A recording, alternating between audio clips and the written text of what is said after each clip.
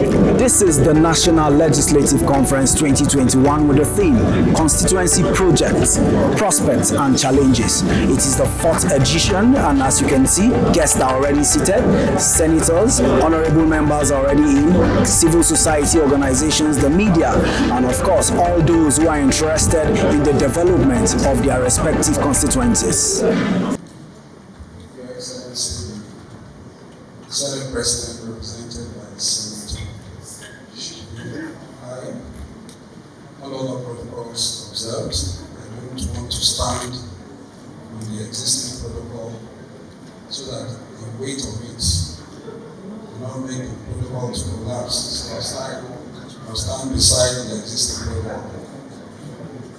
I want to thank HallowMace and Noah for inviting the ICPC to share his thoughts on this very, very important topic, which has the capacity to significantly diminish insurrection, civil unrest, disaffection, and to mitigate the social discontent that Nigeria is currently facing, if only it will be properly delivered. My hope is that this interaction, and I will be very happy to have a conversation around it, is that it will help us to better understand not just how valuable this initiative is to development, but more importantly, how best to improve it and to also understand the intervention of ICPC with regards to this. I also hope that this intervention and initiative will throw more light and sensitize the public on current government policies, programs and projects, especially with regard to transparency and accountability and good governance. The relevance of this conference theme, therefore, speaks not just to the intent and the desire of government, it speaks to the mandate of ICPC in relation to promoting and enforcing constituency projects. Before I go into the background, I ask that you should display, it's not very clear. There are like 3 slides, which is a breakdown of the 2021 constituency projects as contained in the budget. And what we try to do, it indicates where ICPC has done some tracking this year in 17 states, cut across the 6 geopolitical zones of the country. As you know, when you do an exercise of this nature, you have to give it spread. Otherwise, people will quickly read meanings into it. And I'll start with the first slide. Can you go to the first slide? Just to indicate how very important this is to stability, if properly delivered. If you go to the first slide, yes, stay there. It gives a breakdown of how many projects we tracked by geopolitical zone. On the whole, we've tracked 1,098 projects. 225 projects in the northwest, 174 in the northeast, 194 in the north central, 225 in the southwest, 185 in the south-south, and 95 projects in the southeast. The second slide beneath it, so go to the second one. No, not this one. The second infographic here, if you can highlight the round on the pie, gives you a breakdown of the value, how much is spent in each of those geopolitical zones.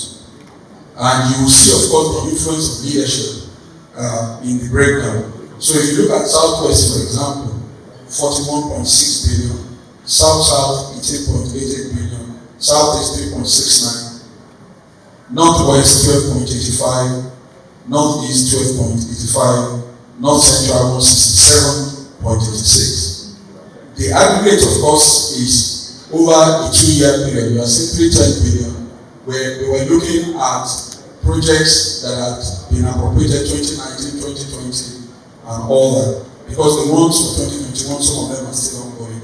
So we didn't cover all of those. And when you see the figure, it gives you an idea of where money has been put.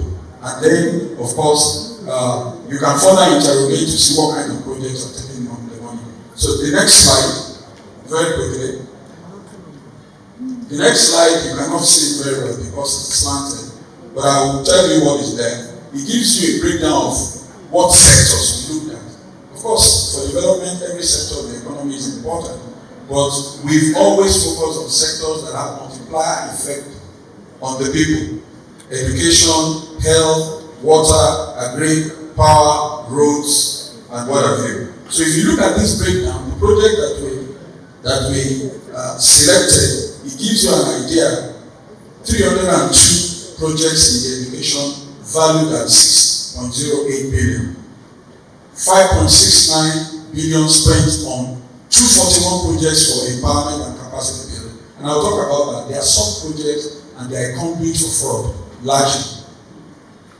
Water supply, 82.96, 190 projects. Agriculture, 122 projects at 4.42 billion. Power, 12.81 for 76 projects. Healthcare, 2.11 for 42 projects. Roads and infrastructure, and quite a bit of those in the North Central, 193.14 for 40 projects, infrastructure roads. There are other projects like that. I will not bore you too much with it, but it's important because it helps you. You need this analysis to improve the allocation. If you are going to improve the effect and impact of constituency projects on development, you must do this sort of analysis. So, what about the value of projects? The last page, and then I'll go back to my text. The last page, so it gives you the value of projects tracked by state. So, when we break it down further, 1.1 billion in Sokoto, 1.87 in Katsina, 9.86 in Kano, 18.24 in Yobe, 46.92 in Adamawa, 40.06 in Plateau, 67.89 in Benue, 2.03 in FCT, 57.87 in Kogi, 7.05 in Edo, 2.71 in Anambra, 985.79 million in Imo, 1.97 in Bayelsa, 9.83 billion in Akwa Ibom, 24.28 in Indo, 12.53 billion in Osun, and 4.78 billion in Lagos. So that tells you which state is getting what. As I said, the National Assembly people are here, they can educate us more.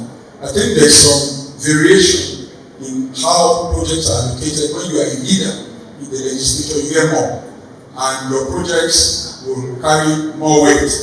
So if you are from any of these sectors, those sectors that leaders come from get more allocation. They get more allocation. That's the summary. And then the last slide is just the percentage of what went where. Why is this knowledge important? Because it helps us to challenge and to interrogate. It helps us to hold people to account. It helps you to, over time, calculate how much has been spent in a place, whether it is showing or it is not showing. Nobody can argue with the facts. Nobody can argue with the facts. Politics aside, the facts are immutable. What are constituency projects? I think that everybody knows them, so I don't need to define what they are in our national life. What I always argue against is to situate what happens in Nigeria with what happens elsewhere. To say in America, they do constituency projects, but do they do it the way we are doing it? To say in Kenya, they do constituency, yes, they do. They do. It's not false. But the standard of probity in those places does not, with due respect, apply here. And so we've got to be honest with ourselves and to realistically review towards making sure that the constituency projects meet the demand and the desire of the people. Historically, legislator the legislature negotiated under President Obasanjo to have projects cited within their constituencies that will impact the people. So the origin and the foundation of it is very noble and salutary. The implementation of it is, of course, a different issue. The idea to have federal presence in each senatorial and federal constituency remains a very good idea up till now, and the need for it remains valid, and it can be defended as a policy. And leveraging on the power of the legislature in Section 80 of the Constitution as amended to appropriate funds for government spending, the legislature rightly reasoned, in my view, that every constituency deserved the evidence of government presence with a grassroots project cited there. Fine. Legislators were to identify projects which they wished cited in their constituencies for inclusion in the budget with a financial ceiling for the budgetary provision. By their own agreement with the executive, and obviously, logically, contract award, supervision, payments for the contract were to be left in the hands of the appropriate executive agencies of government. At inception, when this started, historically, each senator received 5 million each, while each member of the House of Rep got 3 million as constituency allowance, different from the project itself. In the US, for example, when this was mirrored, they are always reinventing and reviewing and evaluating. So, for example, for 2022, which is next year, projects that legislators will be able to do, there are guidelines. They call it community project funding, which is a new initiative for their fiscal year. In summary, these are the parameters that attend it. 1, all requests must be filed online. Sponsors, that is members of the legislature, are required to post every request for community project funding online. At the same time, they submit to the committee that is supposed to deal with this in their own midst. So there are committees that have been set up to deal with this. Number 2, the House Appropriation Committee will also establish an online one-stop link for everybody. So every member of the House of Reps, every senator knows which project the other person is sponsoring. Why is this important? To also avoid duplications. Okay, even though federal constituencies are not duplicated, but ICPC can easily prove that people will get project for location A and put it in location B, depriving one place of its own benefit. 3, any public disclosure, you must let the public know. Constituency projects cannot be secret, and it should not be of interest only to those that sponsor them or where they decided. Indeed, one of the things that ICPC did since 2019 is to break down every year the constituency project and put it on our website. It's rigorous. It takes a lot of time, and then the public can call in, and I encourage those of you who are here, call our toll-free line and ask them, what's the constituency project for my constituency? We want to demystify and remove the opacity. What's the project? We don't know. Because some people take projects and don't deliver them and pocket the money. And I'm going to come to that in a minute. So you need publicity and disclosure. Very important. Number 4, the relevant committee that will appraise all of this project. I'm talking about the US, I'm not talking about Nigeria.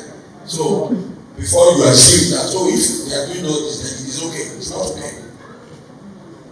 The relevant committee will release a list of funded projects so that everybody will know what is being funded and how much. That again is what we try to do by our infographics. The only difference is that our infographics annually focuses on projects that we will follow up across the 6 geopolitical zones because of my limited staff and the time. And oftentimes we have to analyze the executive and government and the legislative projects, and they are in their thousands. And when you add the ones that were inherited, it It would be an exaggeration to say there are over 50,000 projects across the country. So it's a nightmare. So we just have to cut down and to decide what we're going to follow in terms of strategy. Number 5, very important in the US, there must be no financial interest by sponsors. They must certify by a statement signed, almost like an affidavit, that they, their spouse, their immediate family have no financial interest in the projects that they request. Regrettably, this is not the case here, because we see the footprints and the influence of sponsors in a number of projects. Number 6, also very critical, there must be demonstration of community engagement. In other words, you cannot just be riding in your car and you are thinking about what project to nominate for your constituency. You just nominate something. There has to be consultation. So this is a key requirement. Members must provide evidence of community support as a compelling factor in the decision to select requested project. There is no doubt in Nigeria that if this is done at all, it is only done by a few members. It is not compelled, it is not systematic, it is not strategic, and it is not compulsory. This has to change. And one of the reasons for this is that we get a lot of letters from communities now, plenty, unsolicited, who provide information, intelligence, and what have you about what is going on within their communities and projects that people are abusing and all that. So it's very important that there's community interface. And finally, of course, for review and for getting information, the coordinating website must be searchable. You can do links in the website. There's nothing that stops Nigeria from adopting this. It won't cost money. It doesn't need special appropriation. It doesn't need a special budget. It just needs the mindset and the determination to do it. Regrettably, this development-oriented initiative has continued to be a major source of controversy and malignment of legislators in particular, and compromise of annual budget in general, due to poor management, opacity, conflict of interest, and the corruption that is dogging the process. Many times, I have a lot of friends in the legislature, classmates, colleagues, and all that, and we do engage also. So, I have an idea of what goes on in the place. And I'm sure that legislators also know that Nigerians have ideas about what goes on in the place. You can't hide it. And we do engage very regularly about how to improve the process, what is important, and all that. They complain to me that, oh, people misunderstand them, and that the public does not understand what they are trying to do. And I say, well, there is a very simple logic to this. The legislature has to make its peace with the media and with the public. And it is by coming clean. And the reason for this is that, one, whoever has the bigger share of the budget is more prone to corruption. The executive has the bigger share of the budget. I've said it many times. The executive controls more. So you find more infractions within the executive. No doubt about it. So the people are looking towards the legislature and the judiciary for help and for support. So but what do they find? Something else. So the venom is a bit more against the legislature, because it is like, you can help us. And it's a fact, the legislature can help to mitigate the errors and the wrongdoings that happen in the executive. But they can only succeed if they themselves put themselves above them.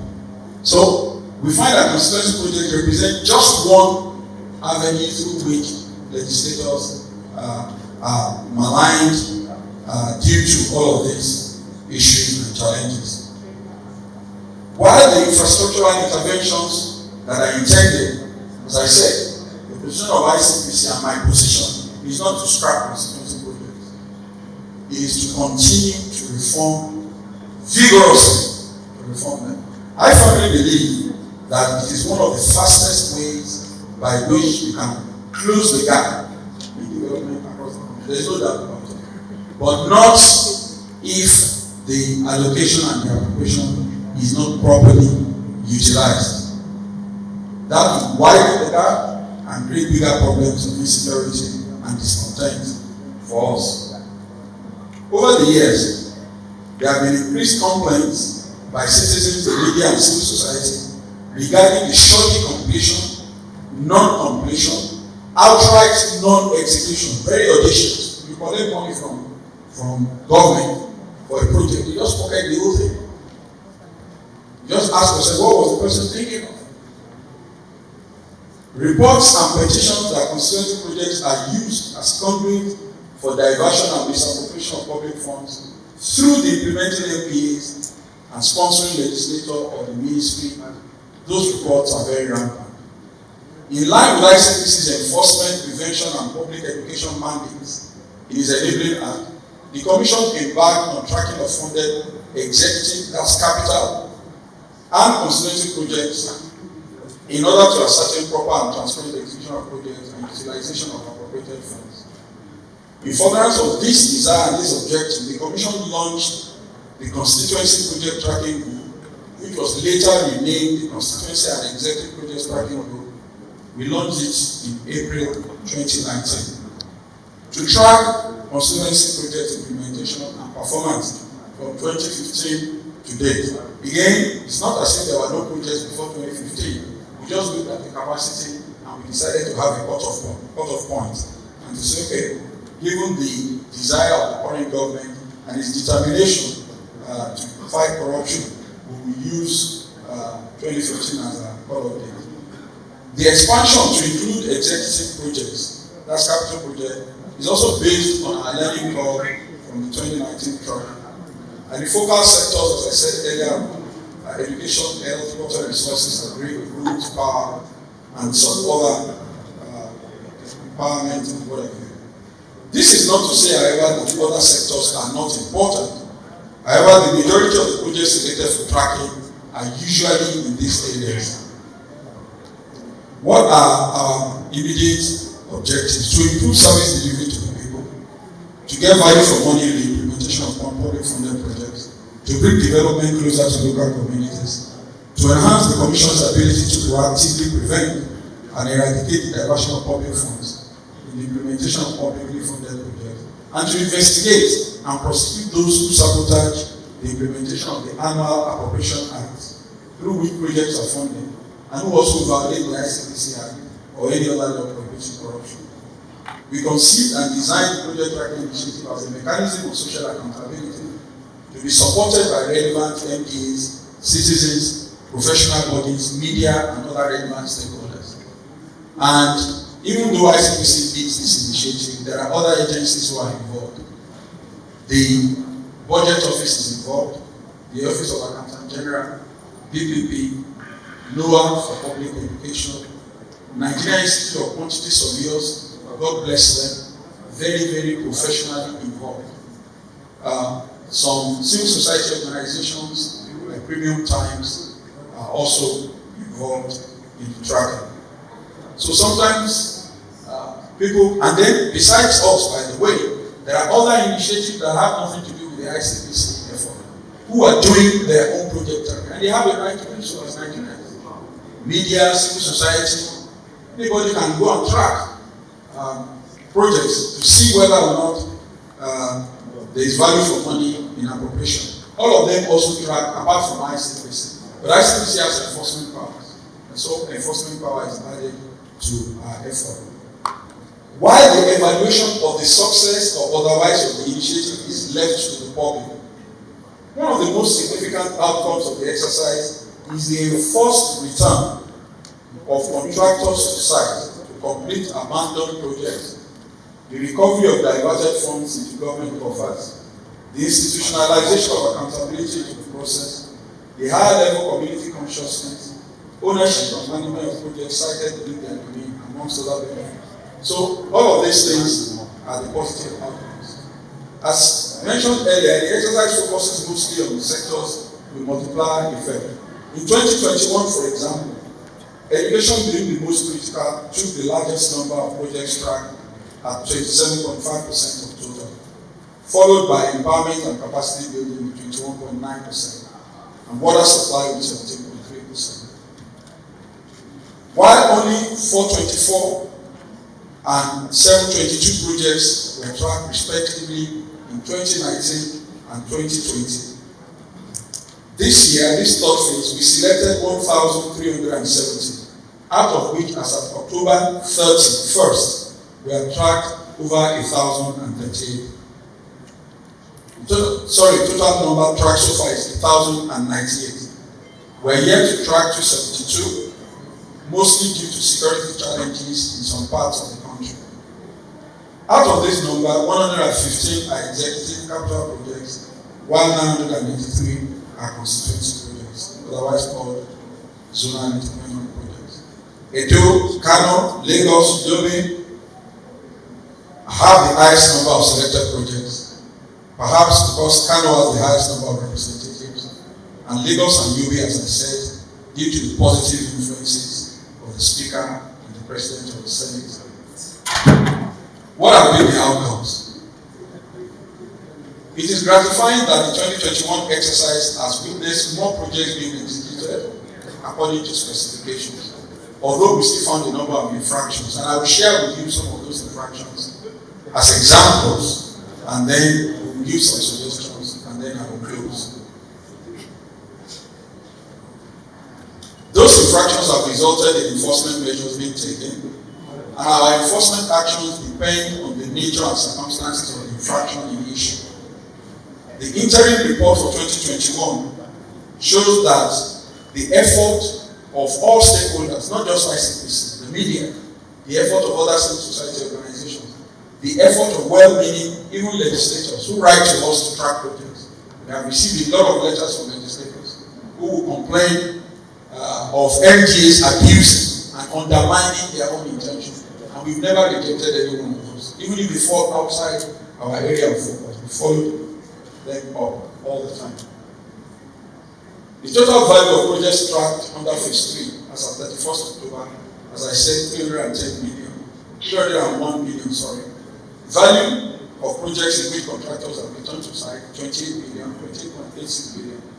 Cash recovery, 400 million, slightly above. Value of physical recoveries,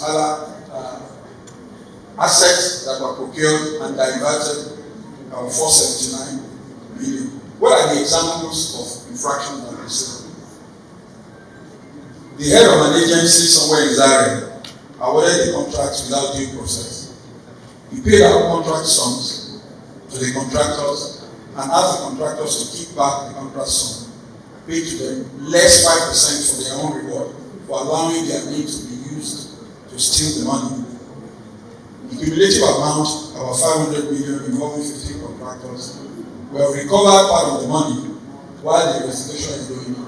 But it is not happening without the knowledge of the legislator who sponsored them and put them in that agency. Vouching, not secretarial district. A water project was deliberately duplicated across 2 different agencies under the same appropriation cycle. By the way, one of the things that ICPC did this year, after looking at the budget and breaking down, was to flag all duplications and to communicate this to the Ministry of Finance to say you can't pay for this because it's double allocation. And so they have actioned that. But this particular investigation, what the contractor did was collect the money from the one contractor. So if people are coming to oversight in location 1, he will put a billboard saying sponsored by the right ministry there. When they go, he will remove it. When the second agency is coming to inspect, he will put another billboard there saying sponsored by the other agency. So one project paid for twice and he was playing games. Again, we have started recovering the money that was. The project was done all right, but the second allocation was shared. We have recovered part of it, and the investigation is ongoing.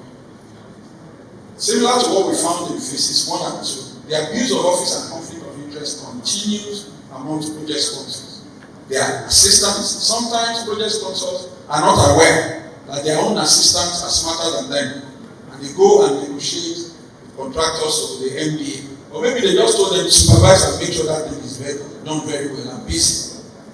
That instruction is used to abuse the position of the project lead.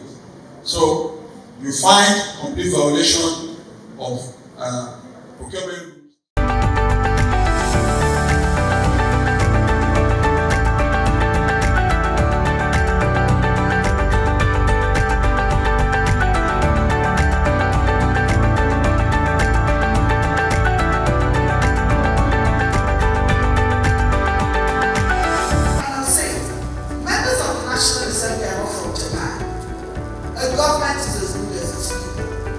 ICPC did since 2019 is to break down every year the constituency project and put it on our website.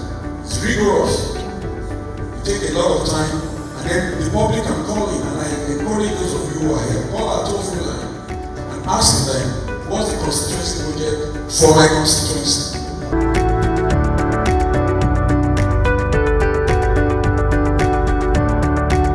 The essence of this conference is for us to, first of all, bring parliamentary governance close to the people. That is the main essence of this event.